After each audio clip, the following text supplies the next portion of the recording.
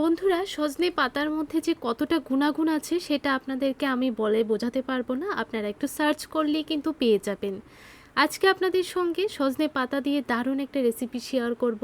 এইভাবে যদি একবার সজনে পাতা রান্না করে খান, দুপুরে বা সকালের গরম ভাতের সঙ্গে অসাধারণ লাগবে। একদিন খেলে প্রায় দিন এইভাবেই রান্না করে খেতে চাইবেন। তো এখানে আমি সজনে পাতাগুলোকে ডাল থেকে এরকমভাবে ছিঁড়ে নিচ্ছি। তারপর খুব ভালো করে এই পাতাগুলোকে ধুয়ে নিতে হবে। এখন এখানে নিয়ে নিলাম আলু, পেঁয়াজ, রসুন আর কিছু কাঁচা লঙ্কা কেটে। আলুটাকে আপনারা এরকম টুকরো করে কেটে নেবেন। আর একটা বড় সাইজের পেঁয়াজ কেটে নিয়ে নিলাম।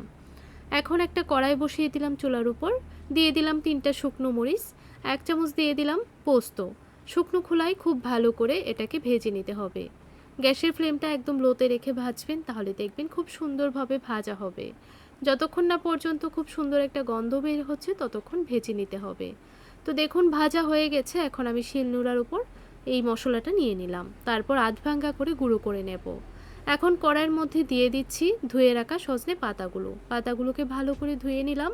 হাফ টিস্পুন দিয়ে দিলাম নুন আর সামান্য একটু জল দিয়ে এই পাতাগুলোকে ভালো করে সেদ্ধ করে নিতে হবে। আপনারা চাইলে এখানে অল্প একটু বেকিং সোডা দিতে পারেন, তাহলে খুব তাড়াতাড়ি সেদ্ধ হয়ে যাবে। তো অন্যদিকে আমি মশলাটাকে ভালো করে পেস্ট করে নেব।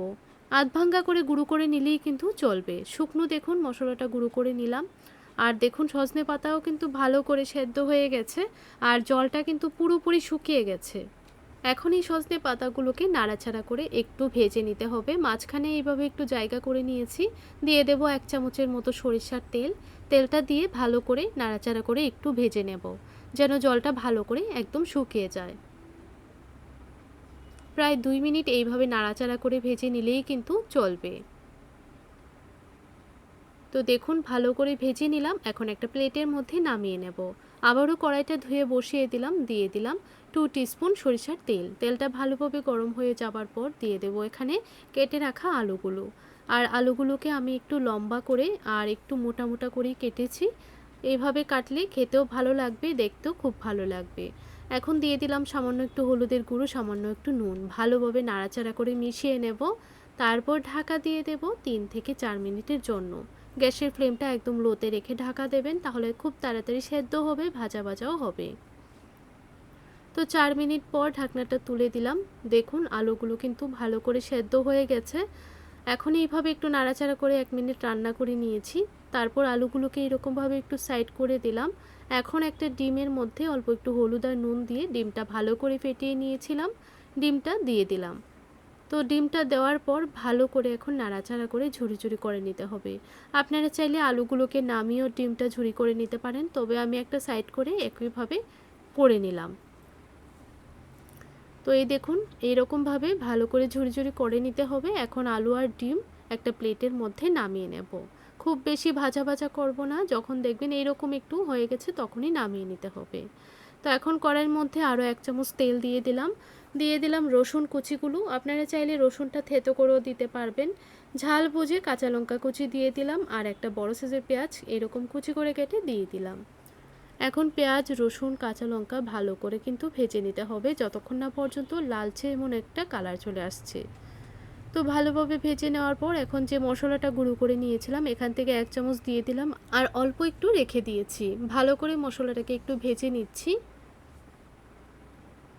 তো ভালো করে ভেজে নিলাম। এখন দিয়ে দিলাম হাফ টিস্পুন হলুদের গুঁড়ো। হলুদের গুঁড়োটা দিয়েও ভালো করে মিশিয়ে নিচ্ছি।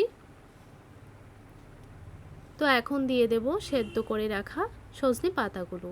আর দেখুন পাতাগুলোর মধ্যে কিন্তু একদমই জল নেই। তারপর দিয়ে দিলাম ভেজে রাখা আলু আর ডিম। এখন ভালো করে সজনে পাতা, ডিম, আলু মশলার সঙ্গে কিন্তু মিশিয়ে নিতে হবে। গ্যাসের ফ্লেমটা লো টু মিডিয়ামের মধ্যে রেখে এইরকমভাবে একটু সময় ভেজে নিতে হবে। তো বন্ধুরা, এইভাবে একবার হলো সজনে পাতা বাড়িতে রান্না করে খেয়ে দেখুন। সকালে বা দুপুরের গরম ভাতের সঙ্গে খেতে কিন্তু অসাধারণ লাগবে। তো লাস্ট পর্যায়ে দিয়ে দিলাম বাকি যে মশলার গুঁড়োটা ছিল সেটা। মশলার গুঁড়োটা দিয়ে আরও 1 মিনিট এইভাবে নাড়াচাড়া করে রান্না করে নেব। তারপর একটা প্লেটের মধ্যে নামিয়ে নেব। রেসিপিটি ভালো লাগলে চ্যানেলটিকে সাবস্ক্রাইব করে রাখতে পারেন এই ধরনের আরও নতুন নতুন রেসিপি দেখার জন্য। আর কেমন লাগলো কমেন্ট করে জানাতে ভুলবেন না। তো দেখুন আমার রান্না কিন্তু একদম কমপ্লিট হয়ে গেছে। এখন একটা প্লেটের মধ্যে নামিয়ে নিলাম।